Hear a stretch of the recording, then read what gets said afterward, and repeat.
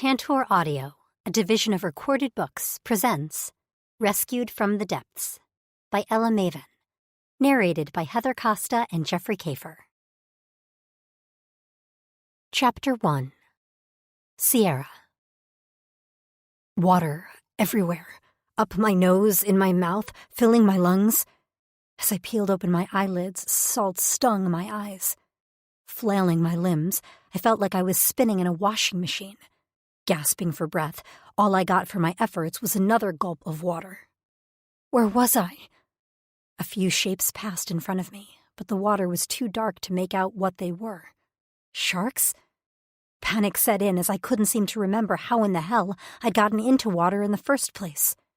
My lungs burned, my energy was flagging, and all I could do was stare helplessly into the murky depths.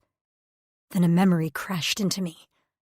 I was watching some survival show, and the host said if you found yourself underwater and couldn't figure out which direction the surface was, then watch the bubbles rise. I burped out what was left of the air in my lungs and watched the bubbles drift above me. I struck out that way, muscles screaming, just as some long rope-like object passed in front of me. I hesitated, but it was gone as quickly as it had come. After what felt like hours was probably only a few seconds, the top of my head breached the surface. I gagged and sputtered, a mix of coughing up the water in my lungs and inhaling as much air as I could. Treading water, I gazed around me at the dark sky. A few stars and a large moon provided enough light for me to make out the shape of a few objects bobbing on the surface near me. Was there a shipwreck? But I had never been on a ship. I knew because I would have been seasick. The last thing I remembered, I'd been at my friend's house dog-sitting. And now I was here in the ocean. What the hell? I lived in Ohio. I spun around in a circle, desperate for something to hold on to. A piece of driftwood, a barrel, a door a la Titanic. My eyes caught on something large, and I struck out toward it. I was nearly there when the object moved, twisting around until two large orbs caught the light of the moon. I cried out, catching a mouthful of salty water as a mouth hole opened in a V-shaped face, revealing sharp teeth. "There you are," it said. But the audible words didn't match the formation of the mouth. My head pounded, and my heart dropped into my feet. A clawed hand wrapped around my wrist, and I screamed. "She's here!" the creature called out and tugged me toward a small grouping of the same things, all bobbing on the surface near what looked like a shredded piece of styrofoam. "Please," I whimpered, tugging at the creature's grip as its claws dug into my wrist. "Signal sent," said a voice from the grouping of creatures. "Rescue should be here soon. You will receive a commendation for recovering the shipment." Shipment? Wait, was I the shipment? What? Where are we? I choked out. The creature holding my wrist turned and narrowed his glassy orbs at me. "You don't ask." Suddenly a long, fleshy tendril rose out of the water, and I spotted large tentacles lining the underside. Dozens more tentacle arms launched out of the water, sending salty spray into my face, and the grouping of creatures began to holler and hiss in panic.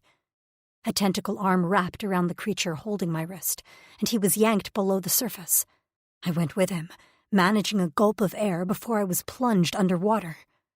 I opened my eyes, and immediately wished I hadn't. The creature holding my arm no longer had a head.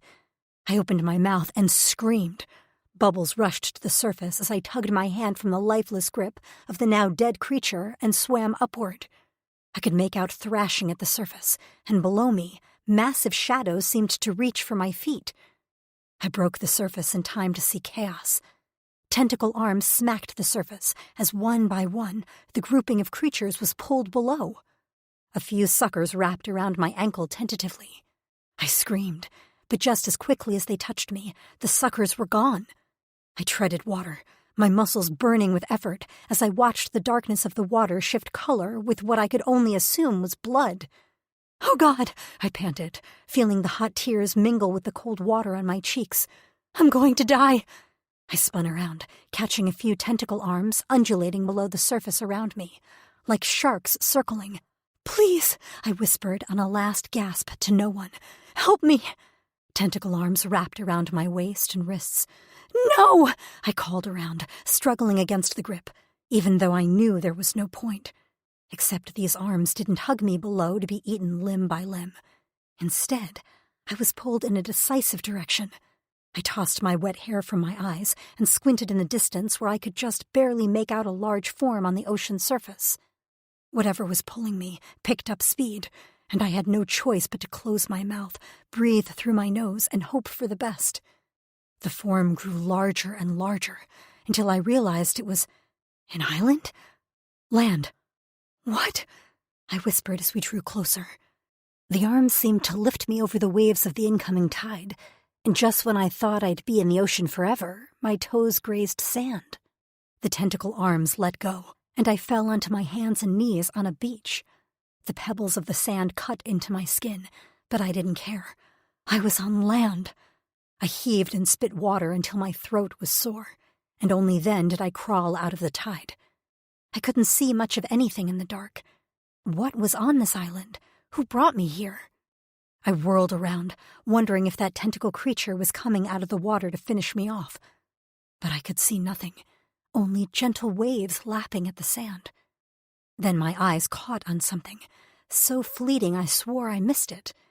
A round object bobbing on the surface, and 2 purple glowing gems.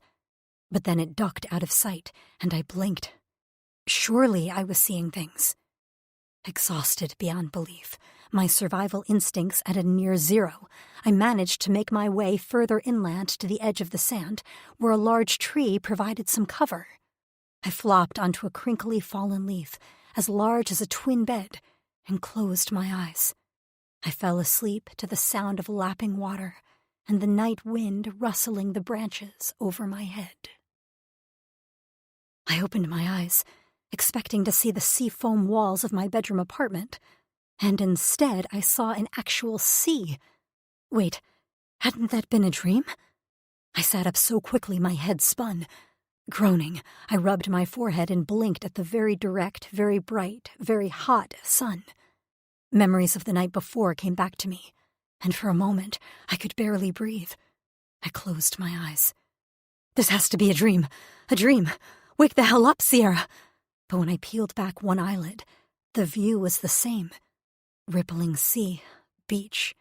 The ground crackled beneath me, and I glanced down to find a purple leaf. Casting a look farther inland, blue vegetation greeted me, growing from greenish dirt. What the actual fuck? This didn't make sense. I was in some weird upside-down world. Slowly I stood, using the thick branch of the tree next to me. When I dug my fingers into it, the mushy bark came away in strings like a banana peel. Ick, I muttered, wiping my hands on my clothes. I wore a pair of leggings and a large t-shirt, which I already knew I was going to have to remove or alter in this heat. At least for now it would provide some protection from the sun, because one of my first worries was baking like a lobster. I had no shoes, and the ground was spongy beneath my feet. The blue grass was soft and matted down with each step I took, making my path easy to track. I paused, considering my footprints. Should I have been worried about that? Whatever. I couldn't lounge on the beach forever and order takeout. I had nothing on me but my clothes and a hair tie, which I promptly used to tie back my hair into a knot. As I walked, I realized the island increased steadily in elevation. It wasn't steep, but I could tell I was walking up. The grass gave way to a denser fern-type vegetation beneath my feet. I found various mushroom-looking plants, but I knew better than to eat one of them. I was hoping for a random banana plant. A coconut tree? I squinted up at the branches above me, but I saw nothing except blue and purple leaves. Gorgeous, but not exactly edible. My stomach cramped, and I knew my first priority was water.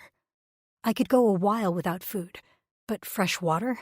That was a necessity. And soon. I couldn't remember the last time I had anything. My tongue was thick in my mouth, and my throat was raw from all the salt water I swallowed. I listened for the sound of running water, but the crashing of the waves offshore drowned out most of the activity around me.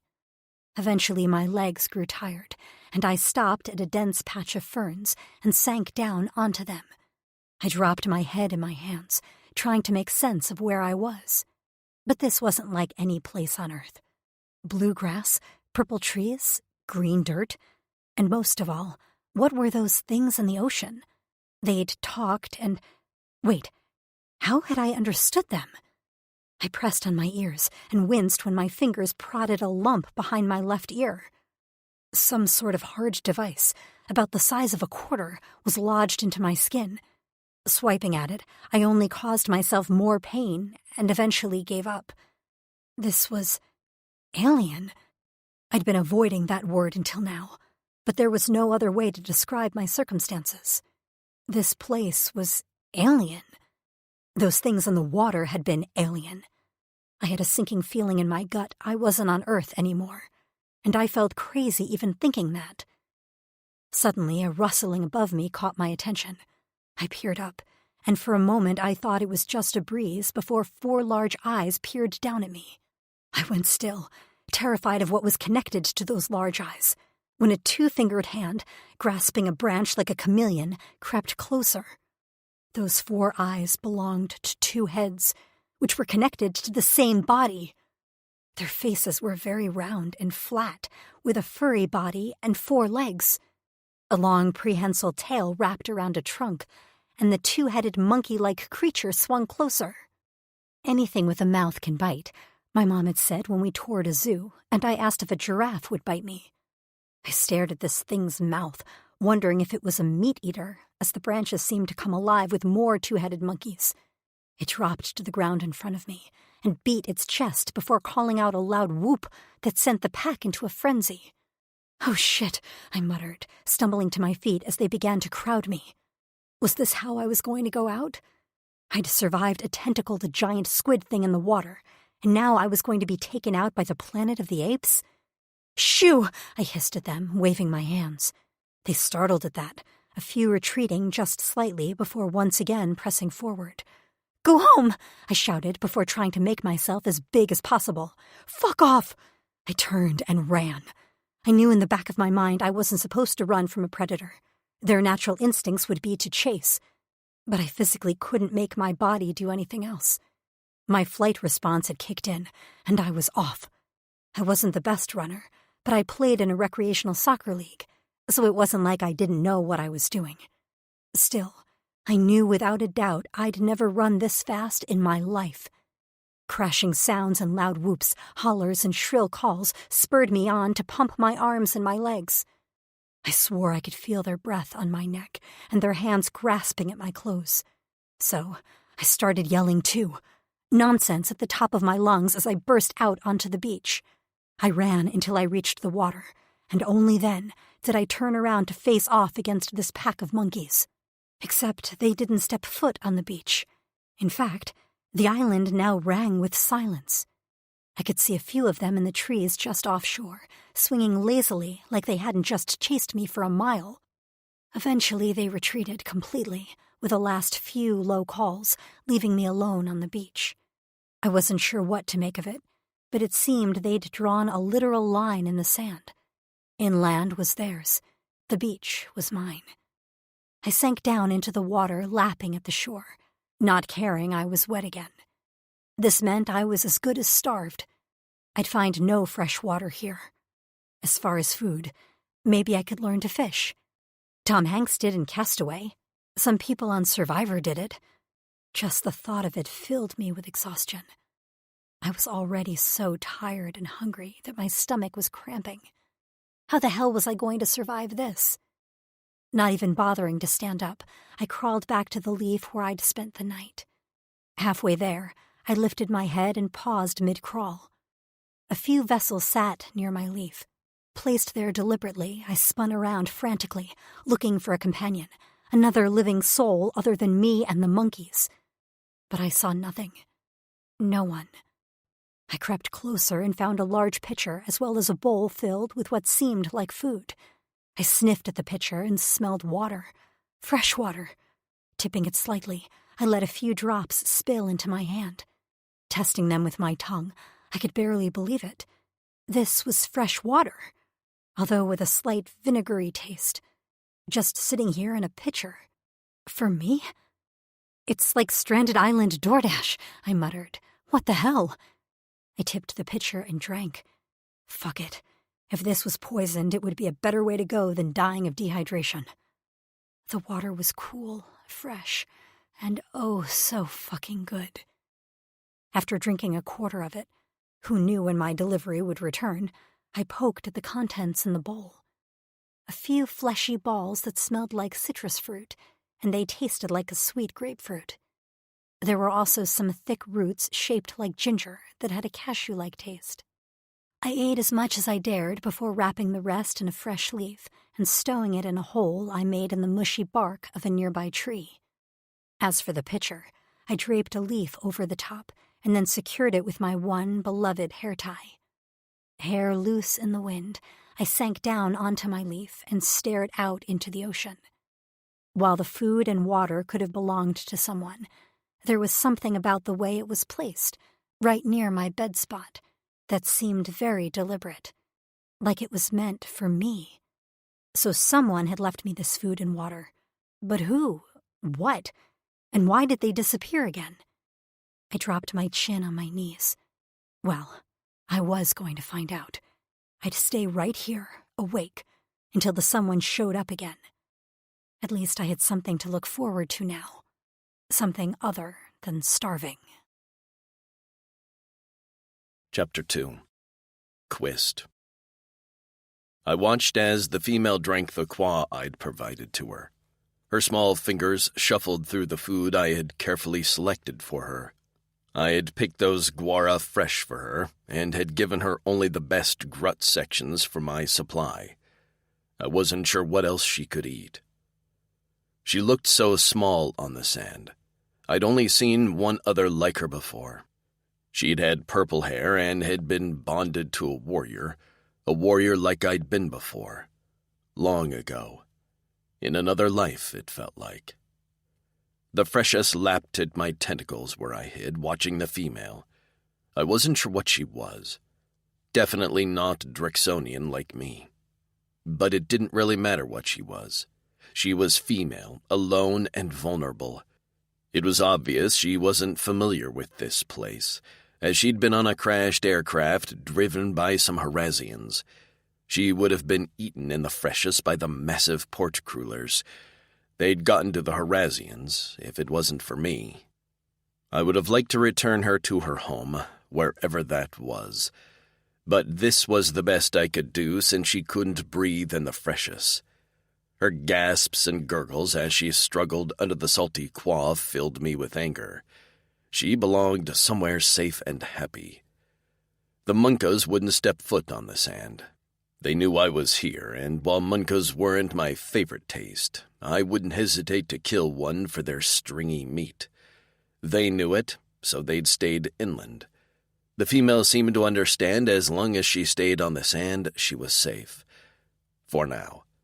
I admired her quick, critical thinking. I growled in frustration as my Cora pounded in my chest. I so very badly wanted to touch her to see if her skin was as soft as it looked. What would her hair feel like between my fingers? Then I stared at my tentacles and fingered the gills in my neck. I couldn't face her. Even out of the freshest, when my tentacles shrank, I was still an abomination of my former self. She'd be terrified, and rightly so. It was best to stay out of sight. I stayed still and watched her until my muscles ached and my eyes burned, but I refused to retreat to my cave. What if something happened to her? What if the Munkas grew brave? I couldn't leave. She needed my help, my protection. Her eyes were alert and her muscles taut beneath her skin. On her world, I was sure she was strong and capable, but not here, where things were unknown. She jumped at a slight noise, and when a tant buzzed around her head, it was the size of her hand. She took off on a sprint into the tide of the freshest, screaming and shrieking. All her words didn't translate through my implant, but I got the sense she was cursing the tant with all her worth, which made my lips turn upwards into the first semblance of a smile I'd had in many cycles. Her tight clothes, now wet, clung to her curves, and I couldn't take my eyes off the hardened buds poking out from her breasts. My mouth watered, and my tentacles reached in her direction without my bidding. Every part of my body wanted her, but there was no way I'd even let her see me, let alone get close enough to touch her. She waded out into the freshness up to her waist and stared out toward the setting sun. Her dark hair, wavy and windswept, fluttered around her face. Her pale skin had pinked, and I wondered what that color change meant. A few dots had appeared on her shoulders and face. Was that camouflage? I hoped it wasn't a sign of sickness. I inhaled deeply, but she didn't smell ill. Instead, her scent was divine. When the sky darkened, she made her way with slow steps back to her leaf and collapsed onto it. Her eyes shone in the dark, but her eyelids seemed to be closing. She jerked awake several times until her body eventually slumped over. Her eyes remained closed. Finally, she rested. The monkas wouldn't venture onto the sand in the dark, and I'd already placed a protective ring of remus herbs around her leaf to protect her from any of the insects and other vermin on this planet that could harm her or mar her skin with bites. This was my time to gather more supplies. She'd be here a while until I could find a way to take her somewhere she'd be cared for. I dove into the freshness, letting the cool liquid wash over my gills. Just like the time I had saved that other female from porch coolers, this was one of the only moments I was glad for my mods. Snatching a huppus swimming in front of me, I stuffed it in my mouth. Stomach full, I went in search of supplies for my female. I didn't dare take long, as every moment with her out of my sight felt like an eternity. When I returned with my supplies, I crept up onto the sand, taking care to remain in the shallows. My tentacles slowly shrank into my ribs, and my gills closed as I used my mouth and lungs to breathe now that I was on land. Laying the covering on top of her, I carefully placed the rest of the supplies around her so she'd see them when she woke. I went to replace her water and found that she had cleverly covered the pitcher with a leaf and some sort of rope. I poked at it with my claw. The material was blue and yellow striped, and it stretched before snapping back against the outside of the pitcher. The sound startled me, and I froze, glancing at the female to see if I'd woken her. But she slept on. Content she'd wake to what she needed, I went to retreat to my cave for a brief rest. I couldn't resist stopping by her sleeping form and crouching down to get a better look. Her skin was still pink, and I could feel a slight heat emanating from her skin. I began to worry she was ill. She needed better shelter to rest. As quietly as I could, I rearranged the leaves over her head, securing them in place with vines so they'd provide cover from the sun's hot rays. After rubbing some remus herbs on the shelter, I took a step back and surveyed my work. While it wasn't a home, it was better than laying out in the open under the stars. She made a small sound, and I froze, but she only wrinkled her nose and remained asleep. Her lips were slightly parted, and I knelt at her side as I studied them. The blunt tips of her white teeth poked out, and I made a note that she wouldn't be able to tear into tough meat. With her this close, I could barely breathe, captivated by her smell and soft breaths. I ached to touch her, and my cock stiffened.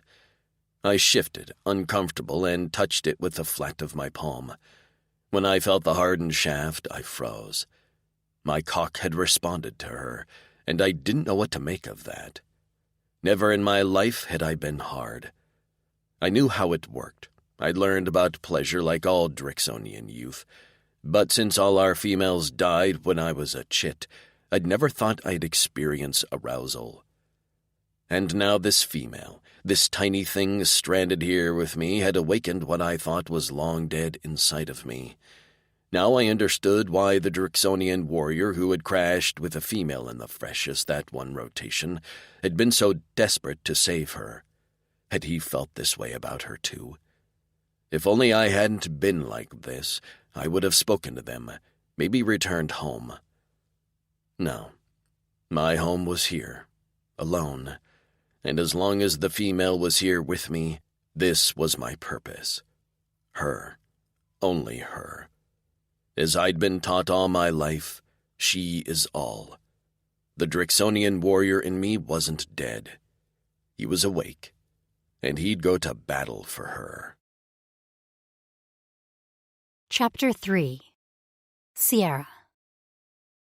I opened my eyes and groaned, not because I'd woken up on this damn island again, but because I'd woken up at all. That meant I'd fallen asleep, and I'd been determined to stay awake. I'd slept so long, and I was surprised the sun hadn't woken me. I frowned as I realized I was in shade. Glancing above me, I saw a canopy of leaves densely packed together. They hadn't been that way before, had they? A heavy weight covered me, and I panicked a moment before I shoved it down to my waist. My fingers closed around softness, and I stared at the blanket covering me. At least, I was pretty sure it was a blanket, although it was made of a material like I'd never seen before. Or actually, I guessed it was a type of dried plant or fern woven so densely together and covered in a type of velvet-like fuzz. I ran my fingers over it, marveling at the intricate knitting. This was handmade, no doubt about it. Also beside me was a mud bowl, and inside was a... Ah! I screamed as an eyeball stared back at me. A fish-like thing lay on its side, motionless. I poked at it, but it didn't move, and it was then I saw the stomach was slit open. Someone had killed and gutted this fish for me. And if that wasn't enough, a pile of steaming rocks was nearby, keeping me warm, and also providing a way to cook the fish. There was a restaurant near me at home where my friends and I had cooked raw meat on hot stones, and that had been fun with some cocktails. I never thought I'd actually need to do this in the wild to survive. I crawled toward the rocks and glanced back to see that the leaves over top of me hadn't grown like that on their own. Someone had created a small shelter over me, complete with vines tying branches in a makeshift tent. As nice as this was, my stomach soured at the thought someone, something, had been here while I slept. What was its purpose for doing this? Was it fattening me up to eat me? Too hungry to contemplate it now, I picked at the fish, slowly peeling off the scales and laying the pinkish meat on the stones. Sizzling followed, and the meat cooked in a minute. When I tasted it, it reminded me of salmon. I washed it down with my water, and then sat staring at my new possessions. My only possessions. Near my water pitcher was a leaf bundle I hadn't noticed before. Picking it up gingerly, I heard a slight rattling inside. I slowly snapped the dried grass, tying it together, and out dropped a pile of tiny, glittering, colorful stones. It was a necklace, held together by a strong piece of dried vine that stretched slightly. I let it drop back into my lap, staring in confusion and wonder. I hadn't been given only supplies to keep me alive. This was a present? A gift. This wasn't some weirdo feeding me to make me a better meal. You didn't give gifts to your food, unless that was some ritual on this planet. I squinted around me, head spinning with questions. I dropped the necklace over my head and marveled at the way the colors sparkled in the sun. They looked a bit like sea glass, but the hues were much more saturated, so much that they didn't even seem real. I let it fall onto my chest, enjoying the slight weight. I dropped my chin on my knees and stared out into the ocean. Who was out there? For the next 2 days, I didn't stray far from my leaf. Several creepy critters ventured around me. One looked like a centipede the size of a house cat, but none got too close. I couldn't figure out why. The few times I moved outside of my shelter, the rustling in the brush got too close for comfort. I walked down to the ocean to relieve myself when I needed to. The water was fairly clear, and I could see my toes wiggling in the wet sand. Of course, there was one afternoon where I cried for a few solid hours. I wasn't a psychologist or anything. I was an elementary school teacher, but I knew I needed to mourn. I didn't think I was getting back home, mainly because I didn't think I was even on the same planet as home. I cried for my parents who were probably frantic, my friends who most likely were on Facebook with constant search updates. I cried for my students who would have to have some sort of assembly while the administration struggled to explain the disappearance of Miss Paul. Once I dehydrated myself, I refused to wallow. I picked myself back up off the sand and did a light jog up and down the coastline, never straying far from my leaf. I was sure I'd have other moments where I felt the crushing weight of loss, but I had reached my limit today. The gifts continued. More seafood. One was a crustacean that tasted a bit like shrimp when I cooked it. Another piece of jewelry I wore around my ankle. By this time, I'd ripped my leggings into bike shorts and hacked at my shirt until it was a crop top. I saved the extra fabric, using the leggings as potholders to handle the hot rocks. It wasn't until the third day I got the courage to do a little exploring. First, I was bored, and second, I couldn't rely on this faceless thing for my survival. I was going to need to learn what kind of food was on this island and where I could get it myself. That and water. I decided to avoid the forest inland, but that didn't mean I couldn't walk the beach, right? I gathered my supplies and placed them under my small shelter, taking with me a bit of food and some water in a small watertight pouch my invisible friend had left me. After that, I began to walk. Occasionally, I'd venture as close to the tree line as I dared to plunge a stick into the mushy bark, acting as honorary breadcrumbs so I could find my way back. The last thing I wanted was to get lost on this stupid island. I had grown fond of my food, and water, and blanket. The sun beat down on me, but if I pretended I was on Earth, I could just barely make myself believe I was enjoying a stroll on a private beach. I eventually had to walk along the edge of the water, as the sand was too hot on my bare feet. I couldn't deal with my shorts either, so I took them off, leaving me in my underwear. Exposed? Yes, but there was no one here to see me. The monkey things had their genitals hanging out, so why couldn't I strut in my undies? Just like when I was inland, I felt the elevation of the island begin to rise as I walked along the curve of it. Soon the beach ended, and waves crashed around large white rocks. Here the rise was steeper. I kept going, grunting as my toes tried to find purchase on the rocks. I was eager to be able to get a better view of the island and the area around me. The island looked like it was shaped like a teardrop, the low rounded end where I washed up on the beach, and the other rose swiftly into the air to peak on a cliff. I stopped a few times for a snack and a drink of water. I had no idea of the time, but the shadows of the trees nearby had lengthened, and the skin on the back of my neck felt burnt to hell. I wrapped my shorts around my neck and kept going. It wasn't long before I reached the edge of a cliff. The island wasn't that large, and from this vantage point, I could look out over the forested inland and just barely see the edge of my beach. I squinted, looking for any source of fresh water. It had to be here somewhere. Those monkey things must have a way to get water. Seeing nothing, I sank down next to a rock and leaned against it, gazing out over the cliff edge, which was maybe 20 to 30 feet away from the ocean surface below. I took a drink of my water and decided to rest a moment before I made the trek back. I was going to need a weapon. Some sort of spear or something. I had to find a way to get inland.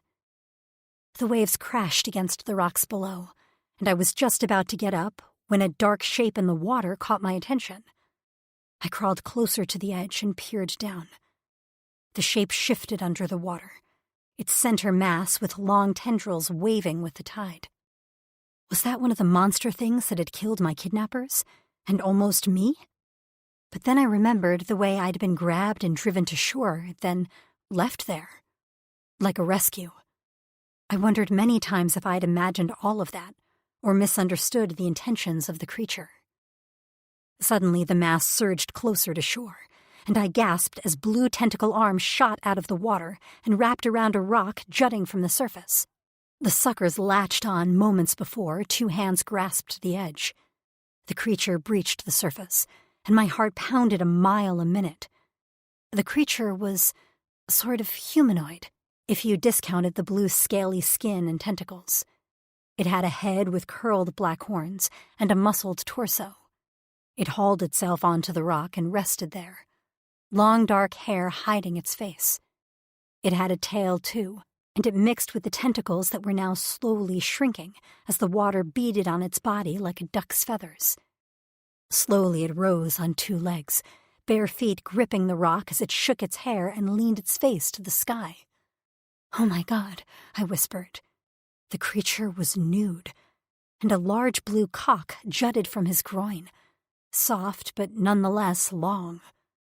And his face was something to behold. A square jaw and high, sharp cheekbones, full lips. A series of bony nubs lined his prominent brow. Slits in his neck pulsed and then slowly faded while his tentacles shriveled up until they were only small nubs along his ribcage. He ran his large hands through his hair, and I watched as it settled on his shoulders in beachy waves I'd never been able to achieve. Captivated by this creature, I crept forward another step. My hand bumped a small rock, sending it skittering down the cliff. Immediately the creature went into a crouch, his head coming up to settle purple eyes right on me as his lips peeled back into a fanged hiss. I shrieked and stumbled away from the edge. I didn't stop there. I ran back the way I had come, glancing behind me continuously to see if that creature had somehow scaled the cliff with his tentacle arms and was coming after me. I didn't stop running until I once again touched sand, and even then I jogged, panting and sweating. When I reached my leaf, I collapsed. Curling into a ball, I covered myself with my thick blanket and remained there, shaking and trembling. It wasn't until the sun began to set that I finally ventured out and nibbled on some food, despite my knotted stomach. Who was he? What was he? I'd been so close to calling out to him, to saying hello, desperate for some companionship. But what if he was one of the creatures who'd wanted to eat me? While he was the only living being other than the monkey creatures I'd seen on this island, I couldn't know for sure he was the one bringing me food. I fingered my anklet, letting the tears fall now that the adrenaline of my flight had worn off. I wanted to meet who was taking care of me. I wanted to ask why, and most of all, I wanted to know what that purple-eyed alien was. He'd been so masculine, familiar yet completely foreign. Had I been wrong to run away? Maybe I'd just startled him. Ugh, I didn't know what to think. I tried to stay awake as the sun set, but as the island was plunged into darkness, I rested on my side and closed my eyes. Would I wake up tomorrow to more gifts? I told myself, even if I did, that I had to start learning my own survival skills. For the next 3 days, the gifts still came, and while I was grateful, I had stopped relying on them. I'd managed to make a crude spear and caught a couple crab-like creatures.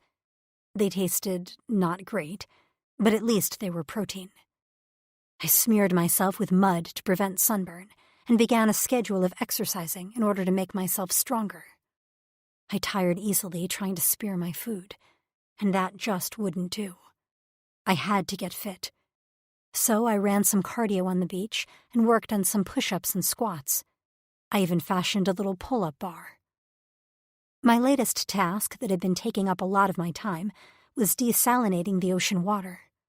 I would have killed for a life straw delivery from Amazon, but since that wasn't available on this island, I had to try to recall every single survival tip I'd ever read or watched in my life.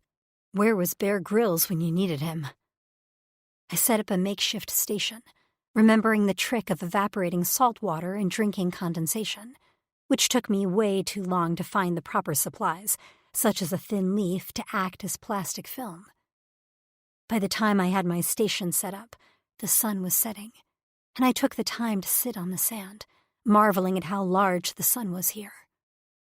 I'd come to the conclusion this was not Earth. It had taken me a few days, mostly because of denial, but the air here was heavier. The waves rippled in an odd, varied rhythm I'd never seen before. And, well, tentacle creatures existed here. There was no way I could be on a planet in our solar system, so where the hell was I? Sighing, I stood up and took a step when I felt the ground beneath me began to shake. I froze and immediately dropped into a crouch. Was this an earthquake? Or a whatever planet quake? I was out in the open, so I wasn't in danger of any trees falling on me, so I was safest here, I figured. Until a strange sound reached my ears, and I realized the ground was less shaking and more vibrating. The sound grew louder, and with trepidation I peered over my shoulder out into the ocean. There on the horizon, speeding toward me, was a large object, hovering just above the surface of the water like a hovercraft. Was this a rescue? But the closer it came, the more foreign the aircraft looked. And just when I stood up, I caught a glimpse of a face standing at the forefront of the large windows in the front. It had a mouthful of fangs set in a V-shaped face, and it was pointing right at me. I had a sinking feeling this was far from rescue, and my situation was about to get a whole hell of a lot worse. I whirled around and raced inland, scrabbling up the sand as best as I could. I hadn't even made it halfway to the tree line when the hovercraft, moving at a speed that seemed wholly not possible, reached land. A dozen or so creatures jumped out on 3-hoofed feet, heading right toward me. I stumbled on a soft patch of sand and went down. That was when I opened my mouth and screamed bloody murder. Chapter 4. Sierra. Their eyes shone greedily, and I wished desperately for a weapon. They spoke as they rushed toward me, one talking in some sort of floating device in front of his mouth. Cargo reacquired. Possession imminent. Oh, fuck no. Possession was not imminent.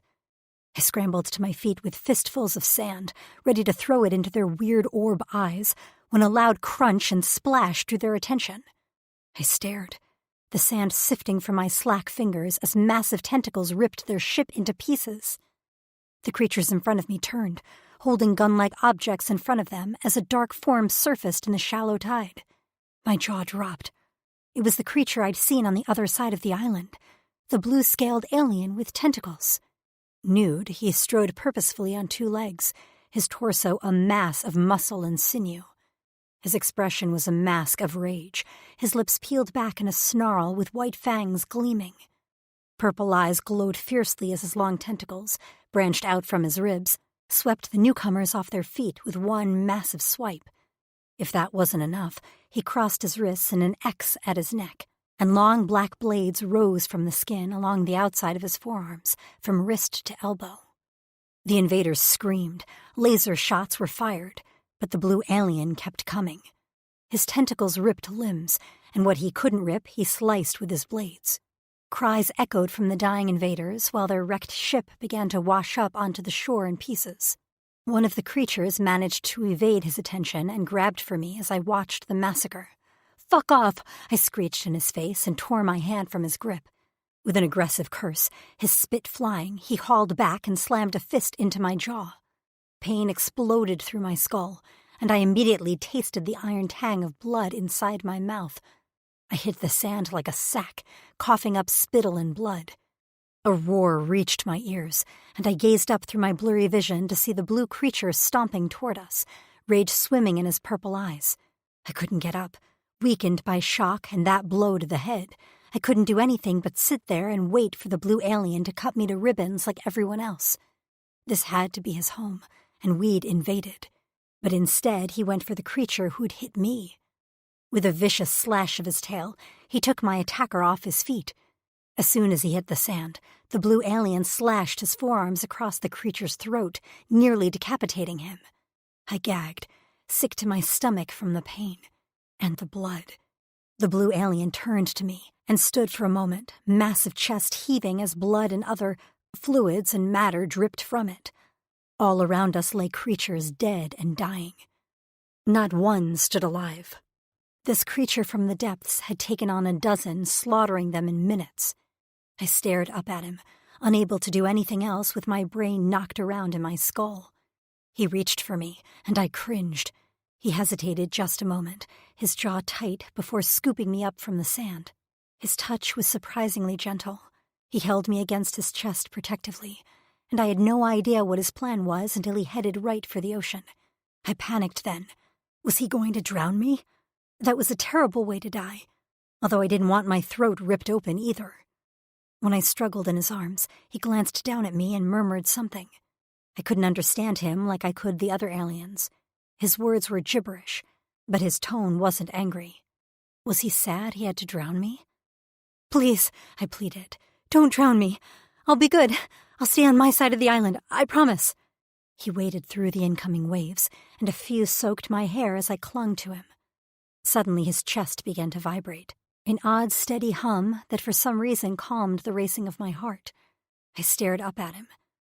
"What?" He said another word, and I managed to take a gulp of air before he plunged us underwater.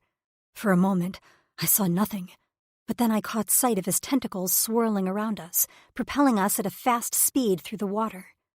It felt like when I'd first landed in this ocean, and something had grabbed me and pulled me to the shore. Had it been him? If so, why would he kill me now? He glanced down at me, and I was sure I looked nuts with bulging cheeks full of air. My lungs were already screaming as I exhaled, the bubbles rising to the surface. His fingers closed around my nose, and my heart nearly stopped with fear. I thought for sure I was going to cough and ingest a mouthful of water when his neck gills flapped. He bent his neck and sealed his lips over mine. I struggled again, terrified, until his lips pried mine open and he forced air into my mouth. I inhaled, blinking at him as blessed air filled my lungs. He pulled back, and I exhaled. Another neck gill flap, and then he was there again, breathing air into my lungs. That was how it went for a while until the sunlight seemed to brighten through the water, and we burst out onto the surface. I sputtered and gasped as I took in my surroundings. We were on the other side of the island, as the cliff rose into the sky in front of us, while the waves crashed on rocks nearby. I never would have swam here, as the current was vicious, but my blue alien was in full control, making his way closer to the cliff until his tentacles grasped a ledge. He lifted us into the air, and once he touched his feet on the edge of the ledge, he let me down on a dense patch of soft moss. This wasn't just a ledge. It was a cave carved into the cliff. The sun beat down on us, and his tentacles, now out of the water, slowly began to shrink back into his ribs until only small nubs remained, just like I'd seen before. I glanced down the ledge, but there was no way in hell I could jump. I'd be a Sierra pancake when those waves smashed me up against the cliff face. So I was trapped here, with this tentacle alien who remained crouched at my side. He prodded my face, and the muscles in his cheek bulged as his eyes seemed to flare. I shied away from his touch, and he immediately withdrew his fingers. His shoulders slumped, and he ran his thick palm over his dark hair. I didn't know what to do. He'd saved me, but for what purpose? Or was he the one who kept giving me gifts? "Are you going to hurt me?" I whispered, wincing at the tremble in my voice. His eyes flared again, and he leaned closer. I reached for him but stopped when I spotted something on my wrists. I tried to pick it off, thinking it was some sort of seaweed. When the skin began to burn and sting, "What?" I gasped as two parallel black lines appeared on my skin, running the circumference of my wrists like a bracelet.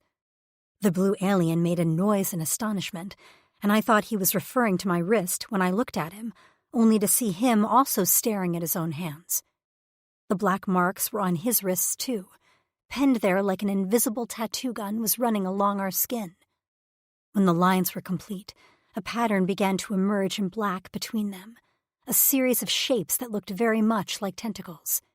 The lines glowed a bright white before dulling to a shiny gold. I stared at my wrists, then his, unsure what was going on and why we suddenly had matching magical tattoos. My head pounded, and I worried I was hallucinating. My skull swelled like it was going to burst open from being too full, and then suddenly I felt something inside my mind. Another presence, a thing, and when I glanced at the blue alien, he stared at me with impossibly round eyes. He reached for me, slowly, and when he did, some shapes in my mind shifted, forming into soft tendrils that made me feel cradled, protected. His hand touched my jaw, and I shivered at his touch. The tendrils were hesitant, but trying to be gentle, a little confused. Just like how the blue alien was touching me now. Was this feeling in my mind him? "Who are you?" I whispered. He didn't speak for a long moment, his gaze studying my face before he said one word. Quist. I slowly stretched out my arm to touch him voluntarily for the first time, laying my hand on his chest, which was warm and soft. His scales were almost fuzzy, like velour over armor. "Quist," I echoed. He repeated the word, and I was going to go with that being his name for now. With my other hand, I touched my own chest. "Sierra," I said. Again, he studied my face, and the tendrils in my mind grew a little bolder, exploring the depths of my thoughts. Sierra, he said a little awkwardly. I nodded and smiled. His lips stretched into what I thought was a grin, and my breath left my body. Sure, he was alien. He didn't have eyebrows. He had gills, tentacles, and was blue. But when he smiled, there was something about him that made my heart skip a beat. My belly tingled and my skin warmed. "Were you the one leaving me gifts?" I asked. He cocked his head and his forehead nubs dipped in confusion. "Another day," I murmured. "A question for another day." I was still woozy from the blow to the head, and every word hurt to speak as I stretched my swollen jaw. Immediately, Quist's expression changed. He once again hauled me into his arms and stalked into the cave. As the darkness of the shadows swallowed us up, I thought to myself I was going to jump into this with both feet. He had saved me. He was kind so far, and I'd work like hell to keep surviving. Quist. I could barely believe the locks had appeared on my wrist. Locks for her. This female named Sierra, who wasn't a Drixonian, but still stirred emotions in me I'd long thought dead. Her presence in my mind was a warm light, and I wanted to turn my face into it like a plant. I'd made a mistake, and it had nearly cost me my Cora Eternal. I had wanted to catch a yissel for her, a tasty delicacy I thought she would like, and so I'd ventured farther from home than I preferred. When I heard the vibrations of the Harazian's ship, I thought my Cora would stop. When I saw the Harazian slam his fist into her head, I lost myself. I hadn't meant to make the sand slick with their blood, but there had been no other option. My female had been hurt, and even now I could barely look at the sight of her swollen flesh. I set her down on a blanket of hops, just like the one I'd made for her shelter. She let out a small moan of pain that set my teeth on edge. I bundled another blanket for her head, and she gingerly laid on it, watching my every movement. I could feel her indecision in my head as the light dimmed and flickered. I wished we could communicate. I saw the translator implant behind her ear, but the Harazians wouldn't have downloaded my language on it. After settling a skin of quaw near her, as well as a few fruits and dried meats from my food stores, I resisted touching her as she ate slowly, wincing as she chewed with her sore jaw. I needed to return to the beach to ensure that the Harazians were dead, and to see if there was anything I could salvage from their ship. More importantly, I wanted to retrieve Sierra's possessions. I had spent much time and energy obtaining those for her, and when I'd observed her, she'd taken great care of all of them. My gaze dipped to the jewels she wore on her chest, and felt a small amount of pride swell in my chest. I'd provided that pretty thing for her. Of course, as soon as I saw her swollen face, my pride quickly vanished. I had failed her once, but I wouldn't fail again. "I need to leave and check the beach," I told her, even though I knew she couldn't understand me. She gazed up at me with round eyes. "I won't be long. You're safe here." She swallowed a gulp of quaw and then nodded slowly. Maybe my presence in her mind gave her a small amount of confidence I'd never harm her. How would we get through this communication barrier? The future seemed daunting for me and my Cora Eternal. But I was also so grateful that Fatas, after all she'd put me through, had blessed me with this, a female meant for me. I reached out and lightly ran my hand down the side of her head. She didn't flinch away from my touch, and I considered that a victory. I quickly rose and strode out of my cave. I didn't stop as I dove off the ledge straight into the water. My tentacles lengthened, and I sped through the water quickly, already feeling a little ill that I'd left her alone. But in order to ensure our safety, I needed to search the beach. When I arrived back at the scene of the near capture, I saw scavengers had already picked at the bodies. One by one, I carried the rest of them out to the freshest for other predators to feast on. The Horazian ship was in 2 large pieces washed up on the shore. I grimaced at the destruction. I'd done that, nearly feral with rage. But I couldn't take it back now. I should have thought ahead and kept it intact. Maybe I could have used it to get the female somewhere else safe. I shook my head. No, she was safest with me. I had a momentary lapse of judgment, but that wouldn't happen again. I could feel her in my mind, her light soft and dimmed, so I knew she was sleeping and content. Digging through the wreckage of the ship took time, but it was worth it. In exchange for a few cuts on my hands and arms from the twisted metal, I scored some freeze-dried meal packs, clothing I could alter to fit Sierra as well as shoes for her delicate feet, and several other odds and ends. But the real find was when I dug through a watertight bag and found a translator implant updater. My chorus soared, and I couldn't hold back the grin on my face. This was it. This was what I needed to communicate with my female. After bundling her supplies under her shelter, I stuffed all my new possessions into the watertight bag I'd acquired from the Horazian ship and plunged back into the water. When I reached my cave, Sierra was still asleep, breathing deeply. I took the time to organize my cave and clean up the debris. Then I made a small fire and sat down next to her, waiting eagerly for when she woke. Chapter 5. Sierra. I opened my eyes to the low glow of a small fire. Surprisingly, my head didn't pound, and when I prodded my jaw, the pain was moderate. The skin wasn't as tight as it was before. That was surprising. Let's take a moment to pause from the story and enjoy a few peaceful minutes of music, just for your relaxation. This free audiobook is our gift to you. Thank you for being here.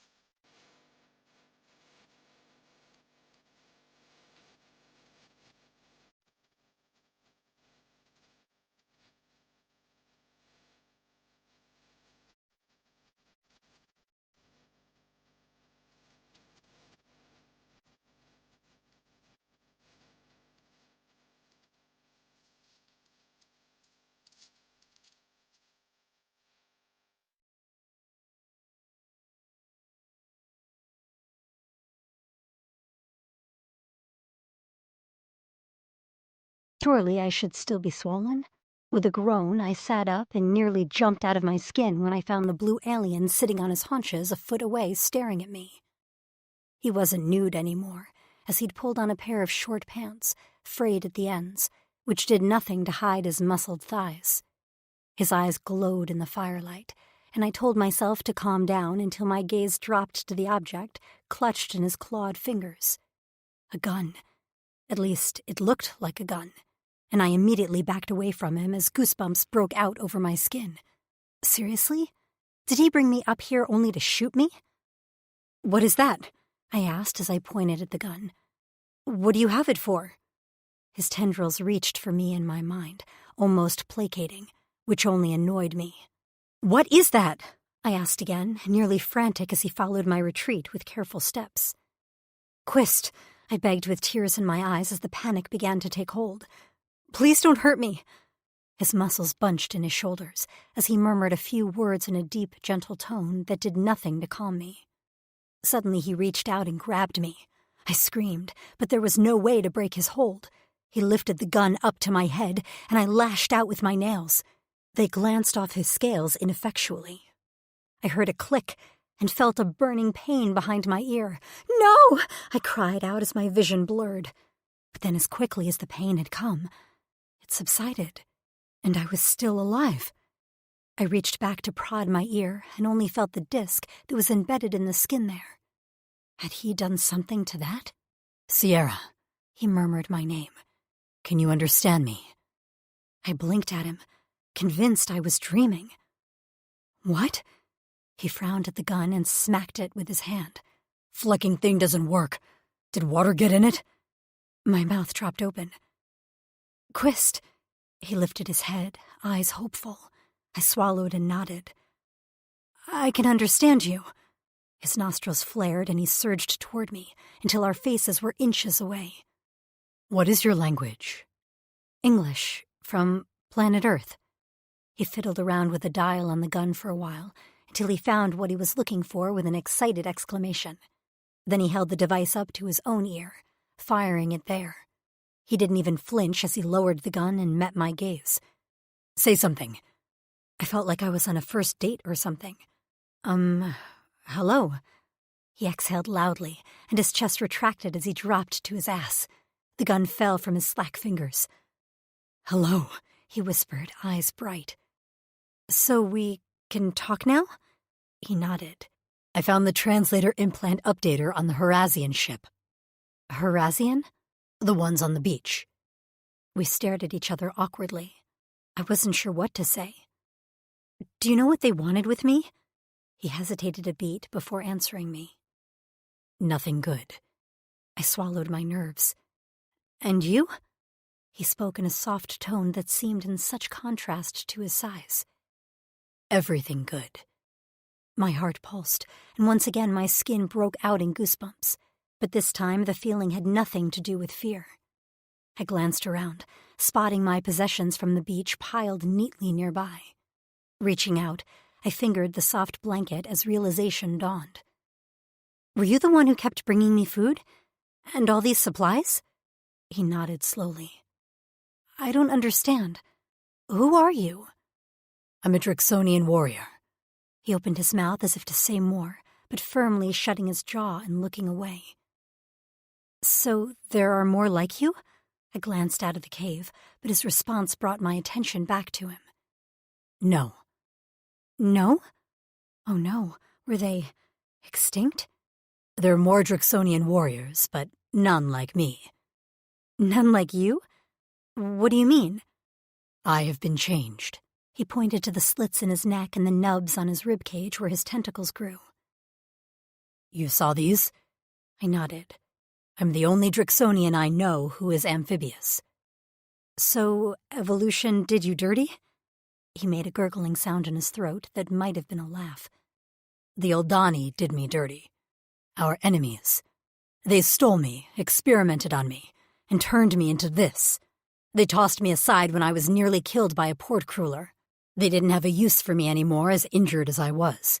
He pointed to a long scar on his shoulder that I hadn't noticed before. What the hell? I would have loved to get my hands on these fucking Eldani. A port what? A tentacle monster that lives in the depths. His lips tilted up into a small smile. I can beat them now. When your ship crashed, that was what killed the Horazians in the water. Why didn't it kill me? He blinked slowly, lazily. Because I was there. For some reason, those 4 words sent a bolt of heat straight to my core. Did you push me to the shore? Was that you? That was me. So you've been taking care of me this whole time? I have been trying, he answered. You did well on your own. Why didn't you show yourself to me? He looked away, and I got the sense he was ashamed. I knew you'd be scared of me. But I'm a deformed monster. I stared at him. Well, damn.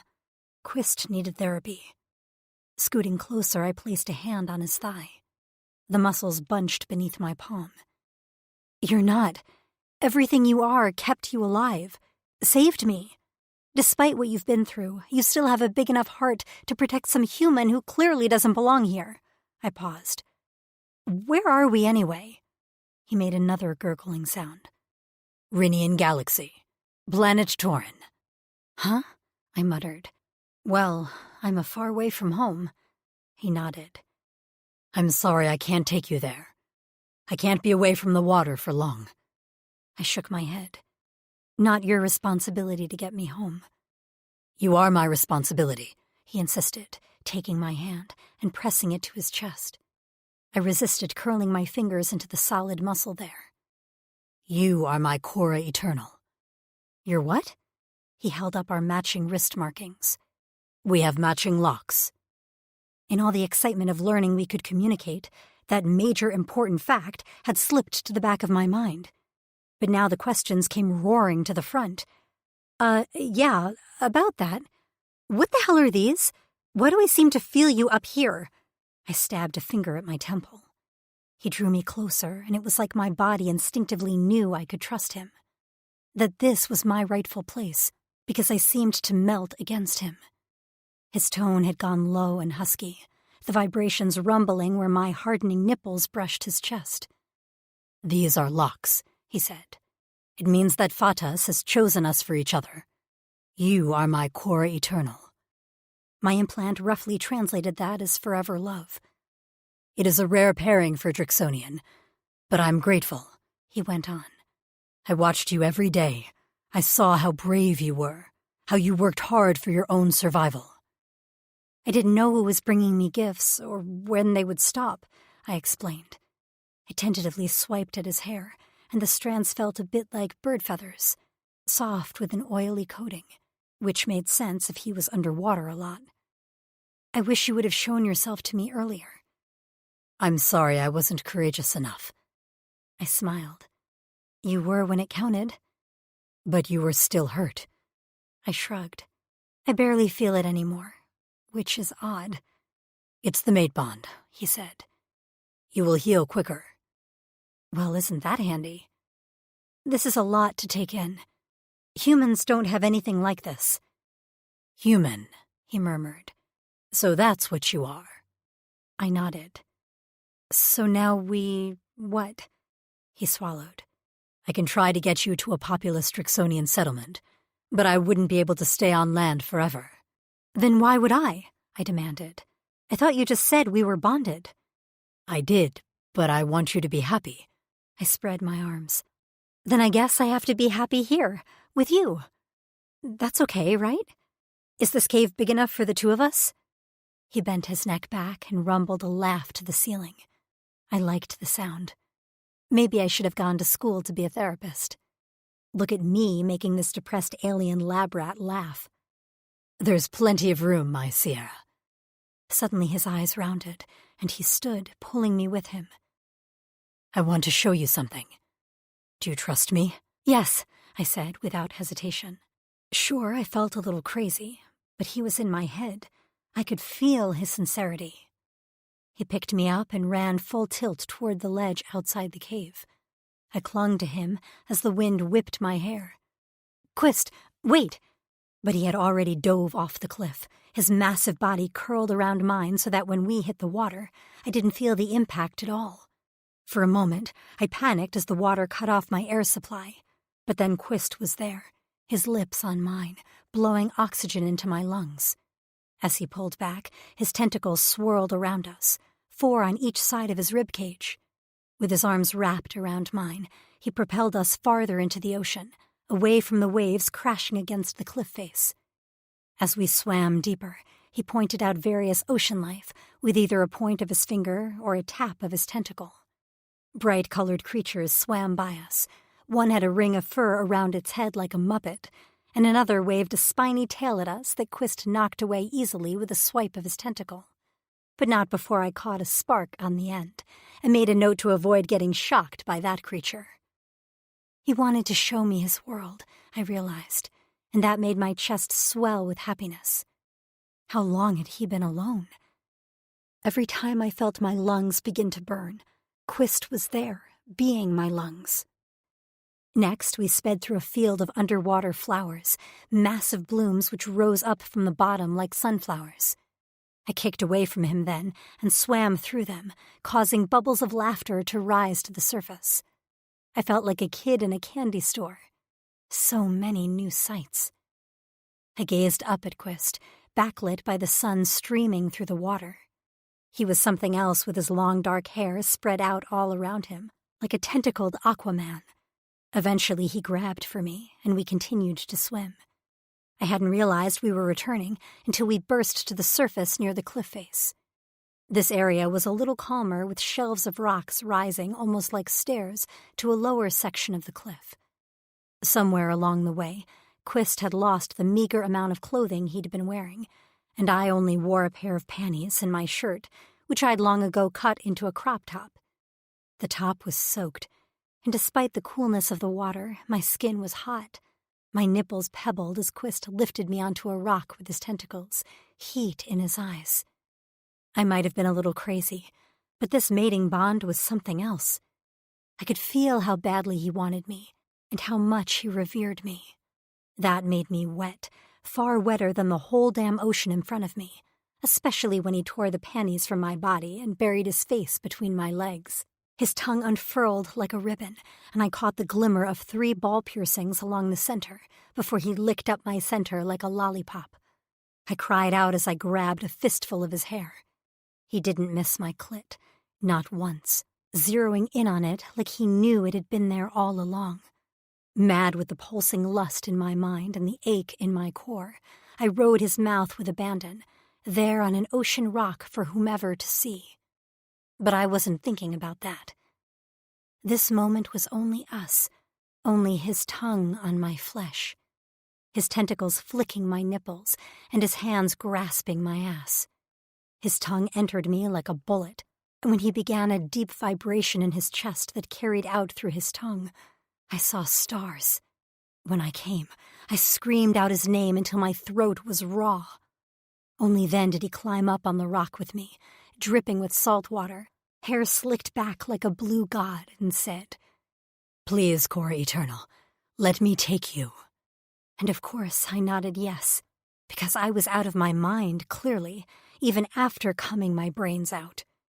He knelt between my thighs and hauled me upright with his tentacles before spearing me on that massive cock that I'd only seen at a distance. That massive pierced cock. How had I missed that? He stuffed me full, his satisfied groans seeming to release all the pent-up emotions he'd been suppressing all alone here on this rock. "Sierra," he said, holding my gaze with his impossibly blue eyes.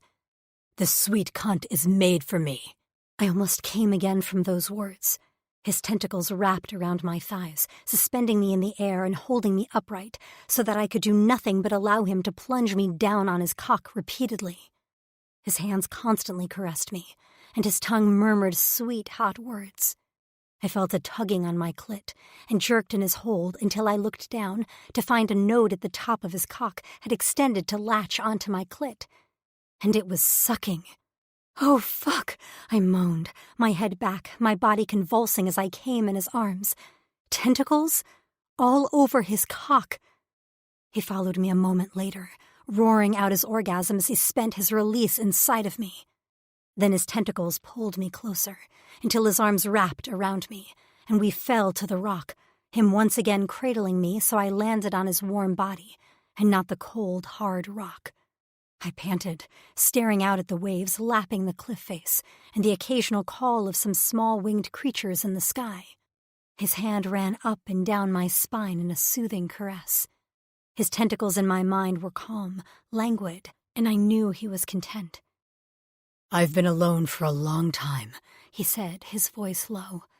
"I don't know how long. Maybe 10 to 15 cycles." Cycles? Rotations around the sun. Oh, so like years. I'm so sorry, Quist.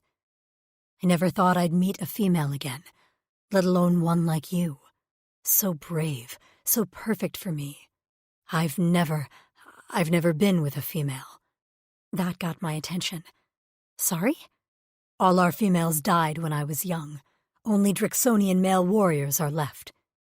I felt my eyes bugging out. Then how do you know how to... I gestured down my body. Do all of that? He smiled, and I loved when he smiled. He looked younger, less weighted down by sorrow. The elder warriors taught us, just in case. Well, thank you, elders, I murmured. His chest shook with silent laughter. Do you want to see the other warriors again? Ever? He sighed and rubbed a hand through his hair. Someday, maybe. I don't know that I would be of use to them. I have been lonely, but now I have you. He held my gaze. You'll really stay? I laughed. Where else would I go? He didn't laugh with me. Would you leave if you could? I patted his cheek.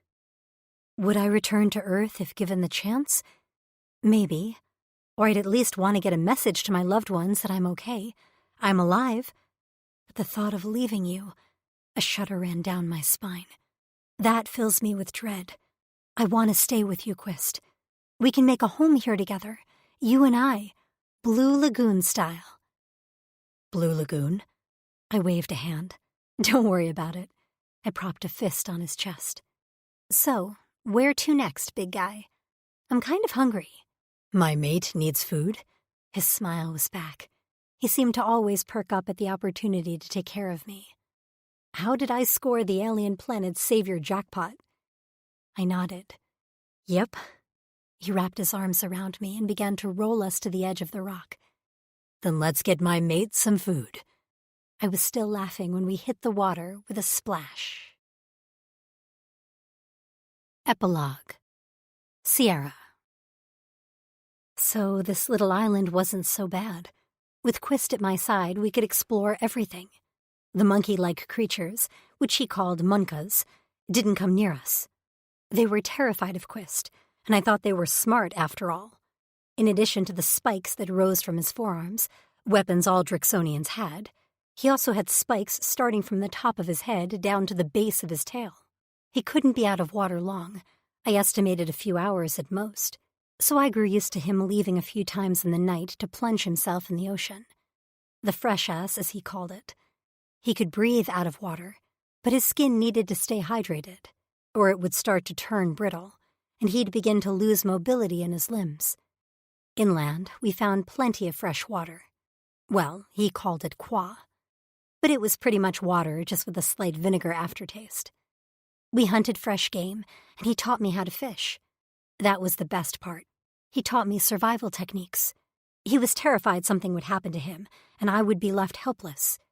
It had been what I estimated as weeks since I'd first washed up on shore, thanks to him, and my body had changed. I was always relatively fit, but now my arms were corded with muscle, and I had the butt that I always dreamed of. Sometimes I still had moments of grieving and sadness over my lost home on Earth. Quist hated when I got weepy, but he understood. He'd lost his first home, after all. So he'd give me alone time to wallow, and then he would be there with some sort of jewelry or a new seafood delicacy when I was finished. He truly was the best boyfriend. And the sex was, well, that was something else. In the water, out of the water, in trees, in the fresh streams, he couldn't keep his hands off me, and I was fine with it. until my period stopped, and then I began to panic. I just assumed we couldn't procreate, I snapped as I paced the cave floor. He sat in the corner, making himself appear as small as possible, because that's what he did when I was on a tear about something. He even nibbled on a claw like a naughty kid. I turned on him. Did you know? He shook his head quickly. No, Core Eternal. His tone was incredibly placating. I'm sorry. I placed a hand over my stomach, feeling slightly hysterical. Am I growing a horned baby in here? He winced at my shout. I don't know. I wilted to the floor with a groan and buried my head in my hands. A baby, on a stranded island, with horns, out of my vagina. Are you kidding me? I can take you to the Drixonians. I heard shuffling and knew he was creeping closer. They'll have healers. No, I jerked up to glare at him. He froze like a deer in headlights. See? I was already having mood swings. I do not want some strange warrior putting me in stirrups to stare at my crotch. We'll figure it out, right? I felt tears prick at my eyes. Tell me it'll be all right. He unfroze and slid the rest of the way to me, gathering me in his arms while I cried pitiful tears. His hand ran up and down my back in soothing circles. I'm sorry. I'm so sorry. It will be all right. We'll get through this together. I sniffled. I'm sorry for yelling at you. I'm just scared. I know, he said. I can feel how scared you are. Right. We could never hide anything from each other. But I'm being a bitch. You're probably so happy about this, right? You thought the Drixonians would die out, and now here I am with a chance to give you a child. He smiled softly. Sure, I'm happy. But I'm also worried about you. But it'll be all right? It'll be all right. I twirled my fingers in his hair. It's not that I don't want a child with you. I always wanted to be a mom. This is a blessing as long as my uterus can withstand horns. Drixonian chits are born with soft nubs. They harden and grow over time. Oh, I bit my lips. Well, that's good news. He grasped my face and pressed a gentle kiss to my nose. I know you can do this, my Cora Eternal. You'll be a great mother, and we'll raise our chit here to be happy and healthy. Okay, I sighed, returning his smile. If you say so. As my belly grew round, Quist doted on me while I turned into a moody bitch. He traveled farther from the island than he ever had before. His words, to bring me ocean delicacies. I ate them until the sight of them made me sick. When I got a craving for peanut butter, he spent 3 whole days traipsing inland, hunting some legumes and grinding them into a paste. When I gagged and cried because they tasted horrible, he only rubbed my back and apologized. In my head, I knew he was doing everything he could, but my hormones were raging, and all I could think about was giving birth on this damn island all alone. My fear manifested into bitchiness, until I felt like Quist kept making excuses to leave me alone to get away from my sharp tongue. He hadn't touched me sexually for weeks, maybe months, and all that did was increase my fear and anxiety. He was all I had on this island. He was all I had in my life. Just when I'd gotten somewhat used to this new normal, my womb decided to grow a baby, and now everything had changed. No matter how hard I tried to be mature and brave and strong, my emotions wouldn't do anything but swing wildly and think up nightmare scenarios for my future. I wanted to want this baby, but I was fucking terrified. And then I felt guilty over not being excited. I had no one else to talk to, no one to let me know that my conflicting feelings were okay. The guilt and loneliness built until I felt like I couldn't take it anymore. My feelings came to a head when one day, unable to see below my bulging stomach, I stubbed my toe on a rock in the cave. Red-faced with a hobbling march, I hollered at Quist, who stood in the mouth of our cave, dripping wet and holding the day's catch. I thought you swept. I told you I can't see below this stupid belly, and bending over hurts. Quist's mouth drooped, and his shoulders slumped. His tendrils in my mind quivered and shrank. I am sorry, Cora Eternal. His response only made me angrier, because he always apologized when faced with my irrational hormonal rage. I wanted to fight. I wanted to be put in my place because right now I felt like my brain was scattered and my body was not my own. I stomped my foot, which only made my toe hurt more. "Quit apologizing!" Tearing my hands through my hair as my back protested my added weight for the millionth time, I screamed. "How come when I yell, you don't yell back at me?" I demanded.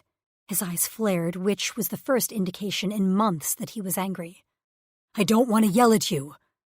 How the hell could I pick a fight with this perfect man? That only pissed me off more. I was a terrible human basket case, and he remained kind and patient. "Maybe I want you to yell back." Tears pricked my eyes, and I sniffed them back. I was so tired of crying. I was tired of all of this. You treat me like I'm going to break, and all that's doing is making me more fragile. Quist's head cocked, and he dropped the dead fish in his claws. It hit the ground with a wet slap. The sound echoed in the cave, and something about the way his muscles tensed sent a skitter of tingles down my spine. "You want me to treat you tough?" I wasn't quite sure what I wanted, but I knew it wasn't his endless coddling. "Maybe." The only warning I heard was a ferocious snap of his tentacles in my mind.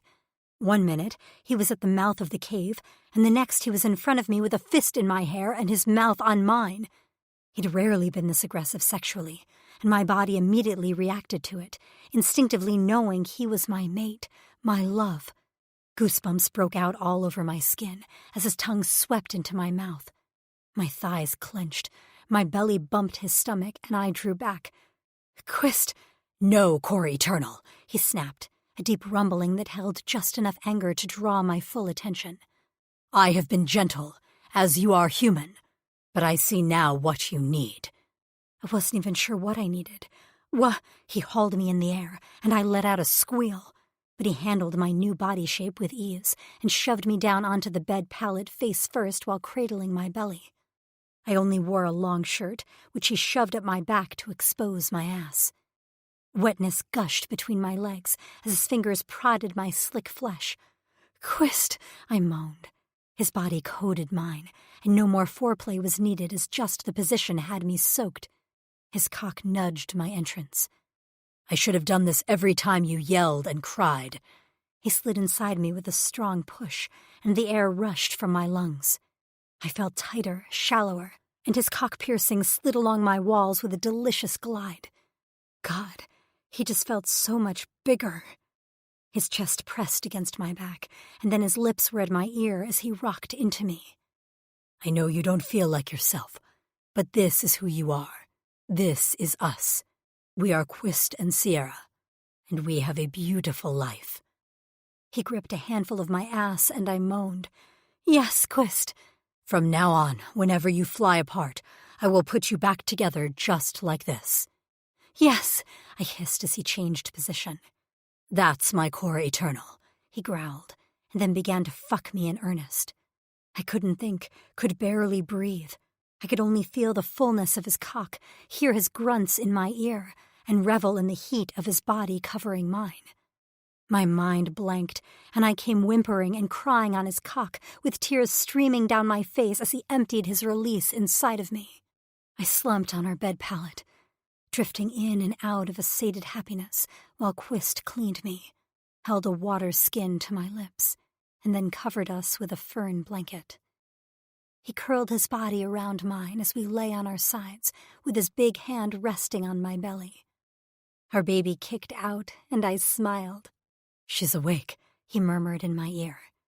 "He is playing soccer with my bladder." Quist chuckled. We liked to argue over the gender. We lay in silence for a while until Quist spoke again. "I know you are scared, but I will not let anything happen to my family. You will no longer pick fights, and whenever you try, I will feed you my cock until you are sleepy and quiet like this. Do you understand?" I nodded, happy as a clam for once in a long time.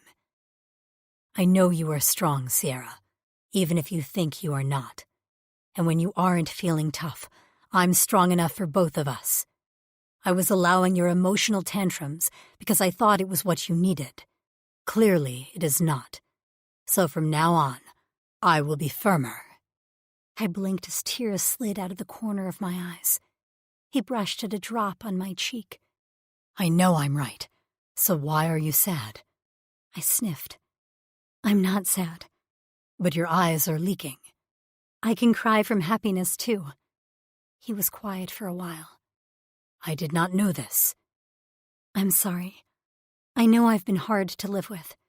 I didn't tell you what I wanted because I wasn't sure. I only knew I was scared and worried that things would change. They will change, Core Eternal, but they will change in a good way. His hand smoothed over my belly. I should have recognized what you needed earlier. Your warm light in my mind has been dim and scattered, but now you are glowing strong and bright. I placed a hand over his on my stomach and felt another kick or punch from within. All this time, I had felt hesitant to enjoy the pregnancy, too scared of what was to come. I have felt scattered, and I've been so worried about the birth that I haven't let myself be happy about being a mother. And that made me feel guilty. You should not feel guilty for that, he said. The validation of my feelings made my eyes sting all over again. You don't have to feel unbridled joy. I wish you would have told me sooner how you were feeling, so I could talk you through it. So you will in the future. He didn't ask, he demanded, and the knowledge that I could unburden myself on him fled away the last vestiges of fear. I will. I'll tell you. And if not? If not, I get a dicking down, he snorted in my ear. Yes, Core Eternal, that's what you get. Reaching deep into my mind, I finally let myself feel my child.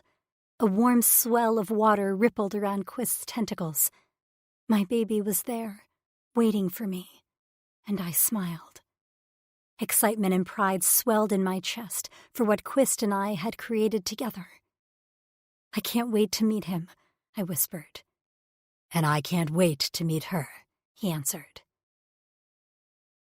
6 months later, I gave birth to a little blue baby with small horned nubs, no tail, and freckles. We named her Trist, and she was perfect. This concludes Rescued from the Depths by Ella Maven, narrated by Heather Costa and Jeffrey Kafer. Copyright 2022 by Ella Maven. This unabridged audiobook is published by arrangement with Ella Maven, care of Corvisiero Literary Agency, and was produced in the year 2024 by Tantor Media Incorporated, a division of Recorded Books, which holds the copyright thereto. Please visit Tantor.com for more information on our growing library of unabridged audiobooks.